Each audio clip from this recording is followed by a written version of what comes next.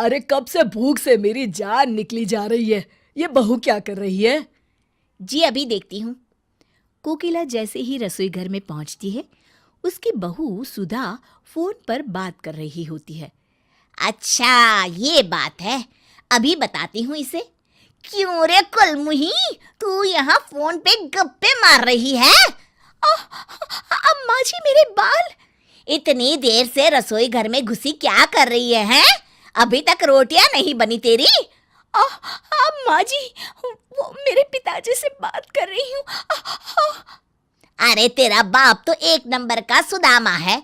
शादी के वक्त बड़ी बड़ी बातें कर रहा था, अब देखो शक्ल भी नहीं दिखाता। ऐसे आदमी से क्या बात कर रही है? मैं कहती हूँ रख फोन और जल्दी से खाना बनाकर हॉल में ले आ, वरना तू तो मुझे अच्छी तरह जानती है ना? जी माँ जी, अभी लेकर आती हूँ। हाँ जल्दी आ। गुस्से में बड़बड़ाती हुई कोकिला वहां से चली जाती है।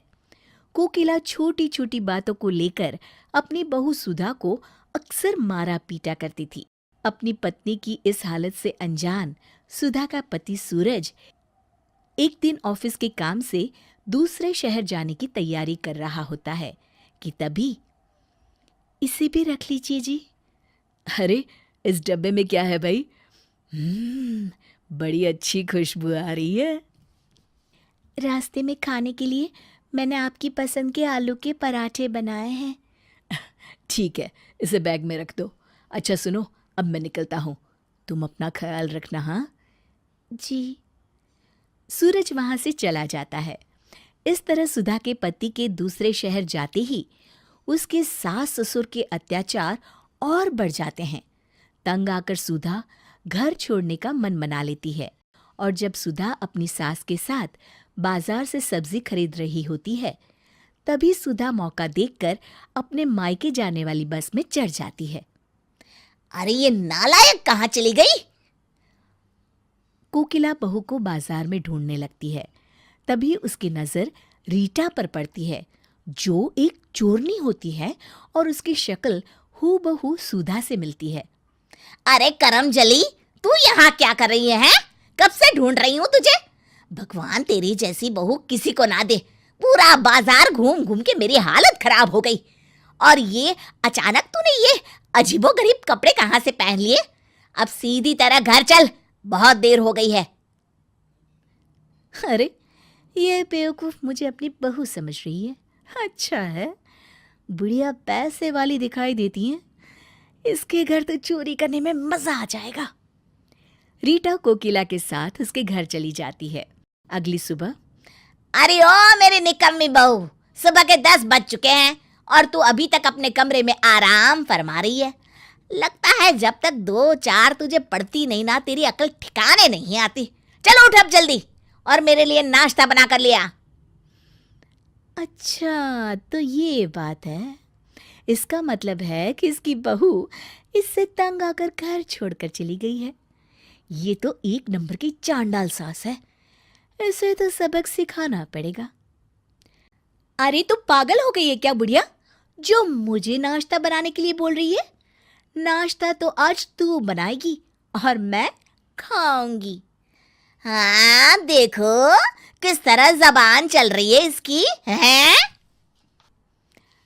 अरे सासू माँ, सिर्फ जबान ही नहीं बल्कि हाथ पैर भी बहुत अच्छी तरह चला लेती हूँ।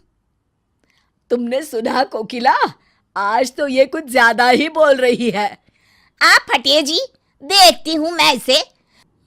अरे रुक जा कलमुही, अभी मजा चखाती हूँ मैं तुझे।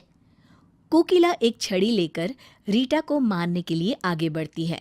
रीटा कोकिला के हाथ से छड़ी छीन लेती है। अरे ओ बुढ़िया, आज मैं तुझे ऐसा सबक सिखाऊंगी कि तुझे तेरी नानी याद आ जाएगी। ये ले। अरे मर गई रे। अभी तो शुरुआत है। ये ले और ले। अरे मर गई। हाँ हाँ, और जोर से चिल्ला। ओए माँ, मर गई रे। अरे आप खड़े खड़े क्या देख रहे हैं, मुझे बचाइए। अरे ये क्या बचाएगा तुझे, मैं इसकी भी अच्छी मरम्मत करूंगी। ये ले खुस्सड़ बुड्ढे। अब मर गया रे। क्यों, मजा आ रहा है ना? अब पता चला कि दर्द क्या होता है। आज से तुम दोनों घर के सारे काम करोगे, समझे? अरे तू जैसा कहेगी हम वैसा करेंगे। बस बस, और मत मार। हाँ बहू, हम दोनों मिलकर घर का सारा काम कर दिया करेंगे। हम तुझे कभी कुछ करने के लिए नहीं कहेंगे, बस हमें छोड़ दे। ठीक है, आज के लिए इतना काफी है। अब मैं अपने कमरे में आराम करने जा रही हूँ। 15 मिनट के अंदर चाय नाश्ता मेरे कमरे में आ जाना चाहिए। अरे बहू, अभी लेकर आती हूँ। रीटा कमरे में चली जाती है। अगले दिन से उस घर की दिनचर्या पूरी तरह से बदल जाती है। रीटा सुधा के सास ससुर से घर के सारे काम करवाती और खुद मजे से आराम करती। अरे बुढ़ापे में मुझे क्या क्या करना पड़ रहा है। कोकिला, अगर हम बहू को इतना नहीं सताते तो आज हमें ये दिन नहीं देखना पड़ता। आप बिल्कुल सही कहते हैं जी। तभी वहां रीटा आ जाती है। सुधा के सास ससुर रीटा के पैर पकड़ लेते हैं। अरे बहू, हमें माफ कर दे। हमें हमारी गलती का एहसास हो गया है। भगवान के लिए अब हम पर अत्याचार मत कर। हाँ हाँ बहू, हमें माफ कर दे। तू तो हमारी बेटी समान है। अरे अगर माफी मांगनी है तो अपनी बहू से जाकर मांगो, जो तुम दोनों के अत्याचार से तंग आकर अपने मायके चली गई है। मैं तो उसकी हमशक्ल रीटा हूँ। क्या तू सुधा नहीं बल्कि उसकी हमशक्ल है? हाँ, मैं उसकी हमशक्ल हूँ। मैं समझ गई। शायद हम दोनों को सुधारने का यही सही तरीका था। हम आज ही जाकर अपनी बहू को ले आएंगे। चलो जी, चलते हैं। हाँ हाँ, चलो भाग्यवान। इस तरह सुधा के सास ससुर सुधर जाते हैं। शिक्षा जैसे को तैसा कभी ना कभी मिल ही जाता है।